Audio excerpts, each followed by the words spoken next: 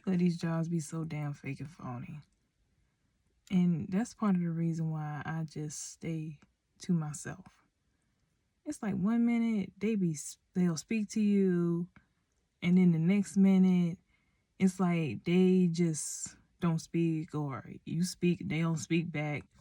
I'm tired of that bullshit. Like, it's really annoying. Like, really be some weirdo behavior.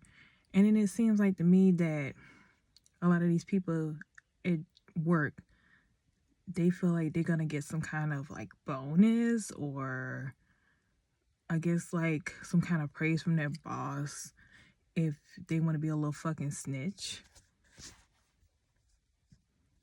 I mean, it's so weird. It's like, what the fuck are you really gaining from trying to snitch on some damn body?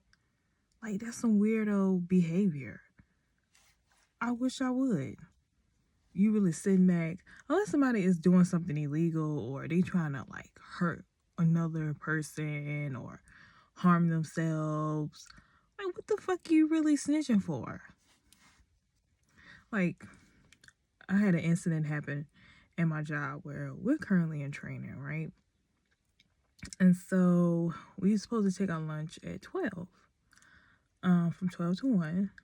And but on this particular day, the way that the girl worded it, the one that was doing our training, she was like she was going to help out the other girl that she was training with us. And then all of us together can come together after lunch, after I got back from lunch. The way she worded it, I took it as if she was going to help her, and then once I got back from lunch, I can join them. But apparently, I misheard her, and I took my lunch at 1 to 2 instead of from 12 to 1. This obviously caused an issue with my supervisor. She emailed me and was like, I heard that you took your lunch at 1, and you have to take it with everybody else. And so, me, owning what I did, and I didn't really think it was a big deal. I mean, it was like a constant thing. It was just a one-time thing. And so, I apologized. I said, well, I'm sorry, I didn't mean to do that. And so she gonna send some little snappy ass email back talking about, well, it was in the email she sent earlier this month. When I tell y'all, I wanted to tell this bitch to kiss my fucking ass. And it's just so funny how she could really harp on this whole lunch situation. Like I said, yes, it was wrong. I probably should have got clarification. I even told her that in the email. So I'm sorry, I should have got clarification. It was just a miscommunication, something that just happened. And it's not like it was like and something I did all the time. It was my first time offense ever doing something like this. And it's just so crazy to me because it's like somebody else can do something and she won't, nobody says a word. But then I just so happen to just miss this, go to lunch at the wrong time. It's an issue. And then on top of that, it's like the condescending fucking attitudes. It's like you can ask a question about something and then people just want to make these be patronizing or I don't get it. And it's like I was saying about the lunch. I'm sorry, I'm getting off topic. Like I was saying about the lunch. I had emailed her earlier today telling her I had problems with my computer. I couldn't access a certain drive for the workers drive that we use. And because on that drive is basically where we have to access the forms so we can complete our timesheets for payrolls. So when I emailed her, nothing was said. I know I emailed her twice about this. My supervisor, like, hey, I can't access the share drive, but you want to come at me because I took a lunch wrong? And then on top of that, it's like fucking high school.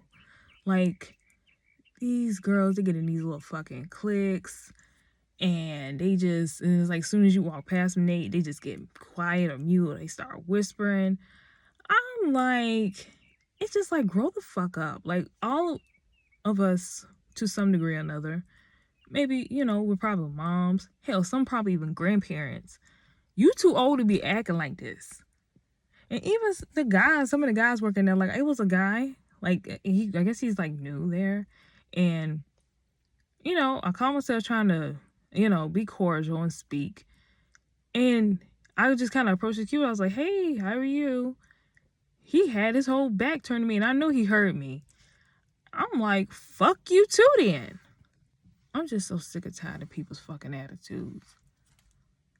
And like I said, and even like the little area that I work in, you come in first thing in the morning. It's like, don't nobody want to say good morning. Everybody walk around like with these nasty little fucking attitudes.